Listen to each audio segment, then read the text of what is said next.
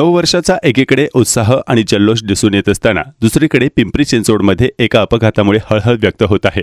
Pimpri चिंचवडमधील police उपनिरीक्षकाचा कर्तव्यावर असतानाच अपघाती मृत्यू झाल्याची माहिती समोर आली आहे। जितेंद्र गिरणार असं त्यांचे नाव असून ते कर्तव्य बजावत असताना झालेल्या भीषण अपघातात त्यांचा मृत्यू झाला। नवीन वर्षाच्या स्वागतावेळी कोणतीही दुर्घटना घडू नये म्हणून PSI गिरणार हे चाकण MIDC मध्ये पेट्रोलिंग करत होते। त्यावेळी महिंद्रा कंपनीच्या समोरून ते कारमध्ये निघालेले असताना समोर एक कंटेनर उजव्या लेनमधून चालला होता। मात्र कंटेनर चालक अचानकपणे डाव्या लेनमध्ये घुसला आणि PSI गिरणार यांच्या गाडीची कंटेनरला जोराची धडक बसली। या धडकेमध्ये गिरणार यांचा दुर्दैवी मृत्यू झाला। या घटनेने पिंपरी चिंचवड पोलीस आयुक्तालयात हळहळ व्यक्त केली जात आहे। या घटनेने गिरणार यांच्या कुटुंबावर मोठा दुःखाचा डोंगर कोसळला आहे।